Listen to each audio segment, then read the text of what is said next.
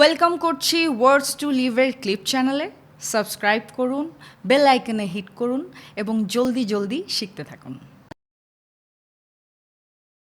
পৃথিবীর সবচেয়ে সহজ কাজ হচ্ছে মানুষকে কাঁদানো, আমরা সবাই জানি না, খুব সহজেই কাঁদানো যায়। একটু খারাপ ব্যবহার করে ফেললেই মানে কারোর চোখে দুফোঁটা জল আপনি এমনি সহজেই এনে দিতে পারবেন আর কি। কিন্তু হাসির ক্ষেত্রে এটা আমার কাছে মনে হয় যে অনেক কঠিন একটা কাজ। হাসানো, মানুষকে খুশি করা খুব কঠিন একটা কাজ। এটা আসলে সচরাচর সবাই পারে না, এবং এই গুণটা যাদের মধ্যে আছে তারা অবশ্যই একটু স্পেশাল। মানুষকে হাসানো আসলে হচ্ছে কি, আমি শুরু থেকে চাইনি যে ইচ্ছে করে মানে ইন্টেনশনালি যে মানুষকে আমি হাসাবো। আসলে এটা কিভাবে ক্রিয়েট হয়েছে, আমার পরীক্ষার খাতা দেখে স্যার হাসতো, কি লিখেছিস। তবে তাই একবারে 70-80% বিষয়টা তাই।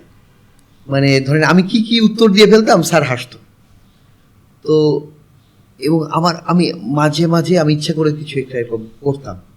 তো এটা যে কখনো প্রফেশনে আসবে এটা কখনো ভাবি না। আপনি বাই বর্ণই আপনার মানে চারিত্রিক বৈশিষ্ট্য এর মানে এরকম। আমি কিন্তু পড়েছি, কিন্তু আমার সায়েন্স ব্যাকগ্রাউন্ড, আচ্ছা, হায়ার ম্যাথ নিয়ে পড়েছি। আচ্ছা, এবং মানে ওই সময় আমার ম্যাথে আমার সবচেয়ে বেশি রেজাল্ট ছিল, ফিজিক্স কেমিস্ট্রি করেছি। সো টিচিং করেছেন কখনো? হ্যাঁ, আমি স্টুডেন্ট। তাহলে তো অনেক মজার টিচার ছিলেন আপনি।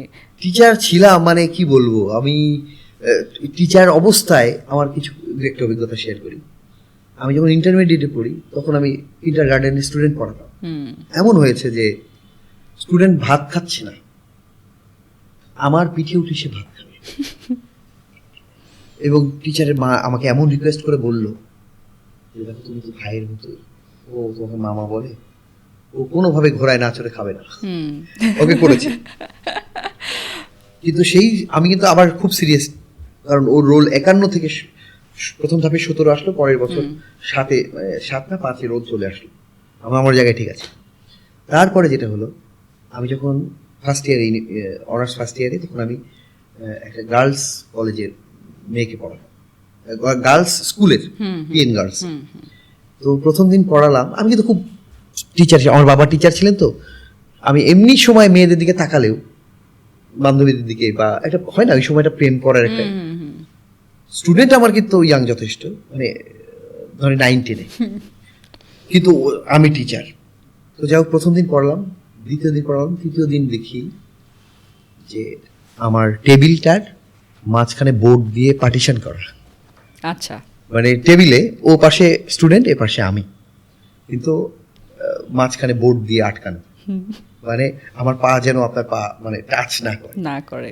মানে এটা আমার জন্য কি যে একটা বিব্রত করা। আমি ওই দিন আর পড়াতে, মানে আমার যে কি সংকোচ, আরে আমি তো ট্রাইও করিনি বা আমি এটা ভাবিনি। এটা গেল একটা। তারপরে এরকম মানে গেছে আর কি। এই সমস্ত অভিজ্ঞতার কারণে টিচিং ছেড়ে দিয়েছেন? টিচিং ছাড়িনি, মানে আমার প্রয়োজন ছিল ওই সময় আসলে। তো আমার সাথে না, আমি যে যত কন্টেন্ট এসব আমি করি, আমি যে মিরাক্কেলে যেগুলো কন্টেন্ট বলেছি, মূলত আমি আসলে আমার লাইফ থেকে অনেক কিছু হেল্প পেয়েছি। Subscribe to Words to Live and don't forget to press the bell icon.